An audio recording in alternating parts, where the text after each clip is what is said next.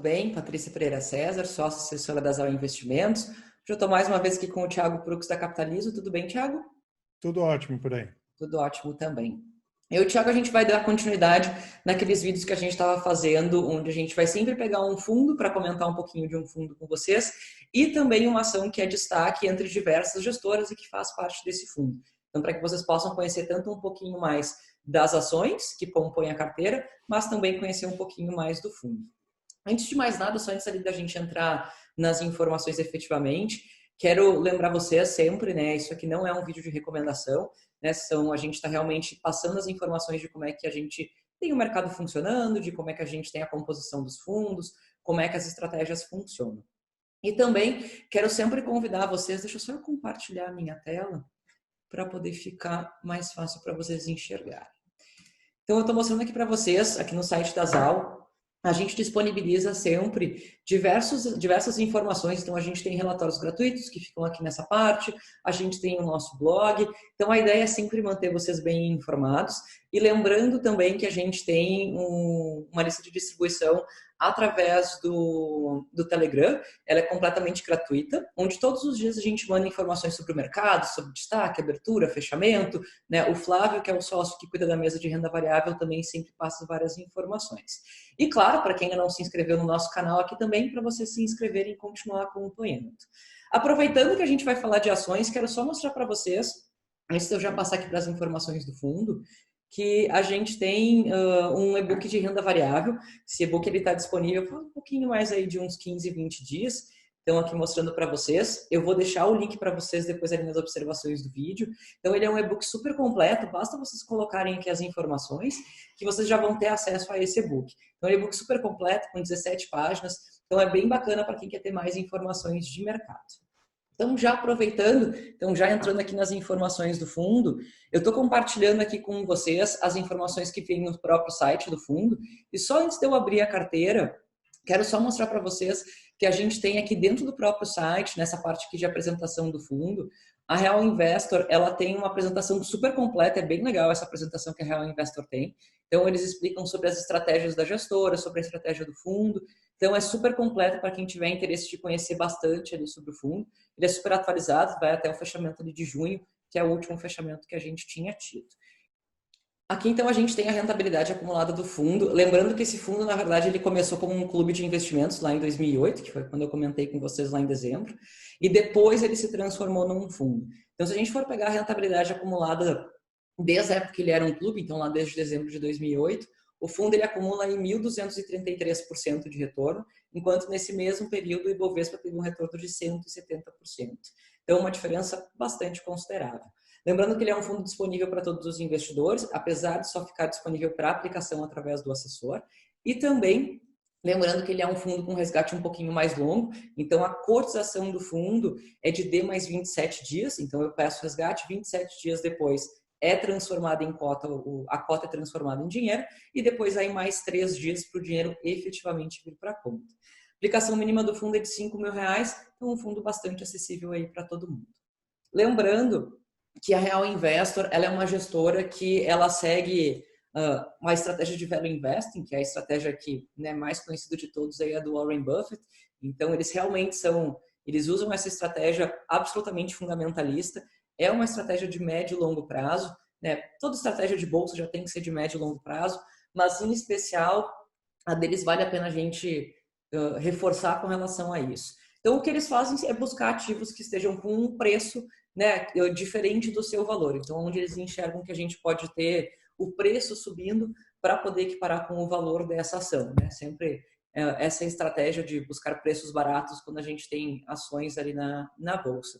Para quem não sabe, a Real Investor é uma gestora que existe desde 2008, então uma gestora focada em ações. O fundo também existe desde o finalzinho de 2008, desde dezembro de 2008. E esse fundo, até o foco dele é efetivamente fazer investimentos aqui no Brasil. Eu já vou mostrar ali para vocês depois o restante da carteira.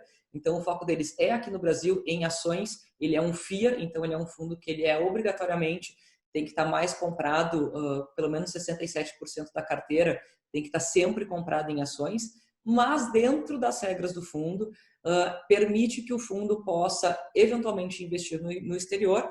e também ele pode se alavancar. Não é uma estratégia que essa gestora segue, é importante a gente comentar, mas dentro das regras ali ele permite, tá? Então aqui deixa eu só passar para vocês aqui dentro das estratégias. A gente não é um fundo que ele tem uma concentração muito grande em algum tipo de ativo específico. Então aqui se a gente for já passar para a carteira, já para o Thiago comentar ali com relação às ações, o Thiago vai comentar ali especificamente sobre a PetroRio. Então, eles têm aqui uma concentração de quase 20% em bancos, mas aí depois a gente vai ver que ela já vai estar mais dividida. Então, aqui como eu tinha comentado, né, eles têm Brazilian Depositary Receipts. Então, aqui a gente vai ter a disposição total da carteira. E aqui já passando para a carteira efetivamente. E aí passando a palavra aí para o Thiago comentar um pouquinho mais sobre a distribuição e a PetroRio efetivamente. Isso. Então, eles têm hoje a maior posição de fechamento que estava era na Vale, né? Tinha Banco do Brasil, Energias do Brasil, e já que eles têm essa filosofia do Warren Buffett, se a gente pegar a maior posição ali, é na Berkshire Hathaway, né? Que é a empresa do Buffett.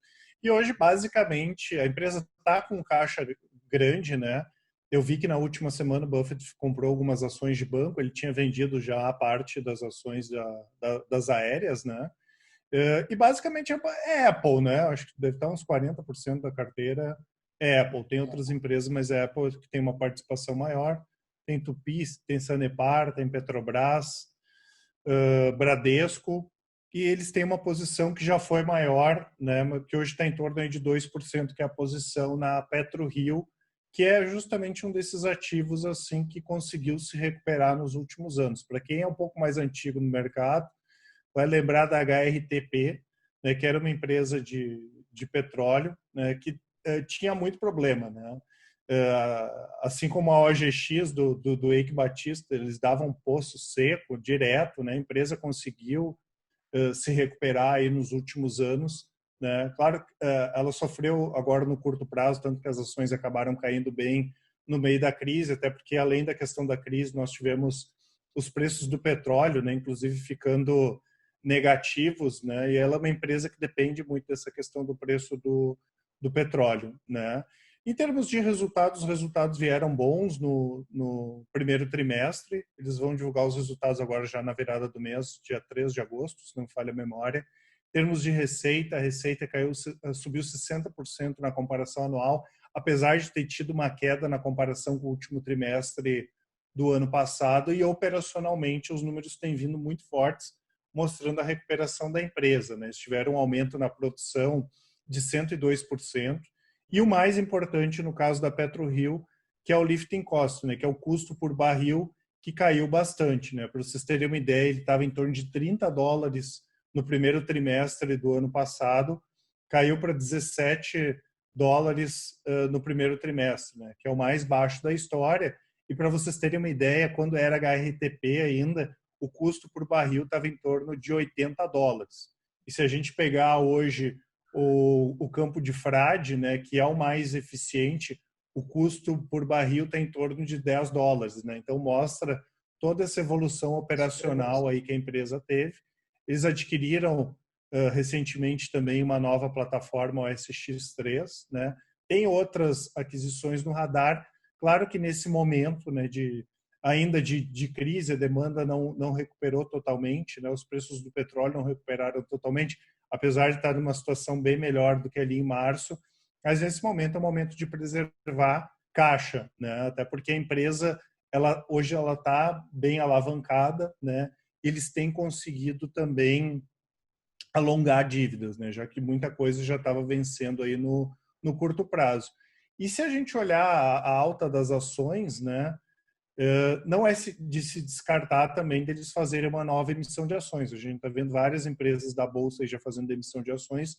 Não é de se descartar que eles também façam, até porque esse negócio da PetroRio de petróleo é um negócio que demanda muitos investimentos. E lembrando que eles têm em torno aí de 6,5% das ações em tesouraria, né? Então essas ações podem ser colocadas no mercado, né? E tem uma vantagem da empresa, que eles fizeram um hedge no primeiro trimestre, eles conseguiram vender o petróleo aí em torno de $65 o barril, e para o segundo trimestre metade da produção já estava com esse hedge, né? Então ela efetivamente em termos de resultados vai sofrer muito pouco. Claro que se o preço do petróleo tivesse continuado caído, tivesse baixo, ali como a gente estava em março, na virada do mês de março para abril, a empresa ia sofrer, mas isso acabou não acontecendo, o preço do petróleo já deu uma recuperada boa. É uma empresa interessante, sim, né? É uma empresa que tem bastante valor aí para destravar, mas é uma empresa pequena também, né? Não dá para comparar Enalta, PetroRio com a Petrobras, por exemplo. Mas é um ativo interessante para quem gosta de ativos do setor de petróleo, né? Até para diversificar, né? Normalmente quando todo mundo pensa em petróleo, aqui no Brasil já pensa direto em petro. Então, certamente, né, um dos motivos também por qual faz parte da carteira, considerando a estratégia deles, é essa possibilidade que existe dentro do próprio ativo, dentro da própria empresa, de realmente conseguir, né, achar essa diferença entre valor e preço, que era o que eu estava comentando ali no começo. Isso. Então, tá. Thiago, agradeço mais uma vez a tua presença. Reforço que para quem ainda não nos segue aqui para nos seguir, a gente vai continuar agora com mais alguns próximos vídeos também, dando destaque em algumas ações que fazem parte das grandes gestoras. Então a gente se vê em breve. Um grande abraço a todos e até mais. Um abraço. Até mais.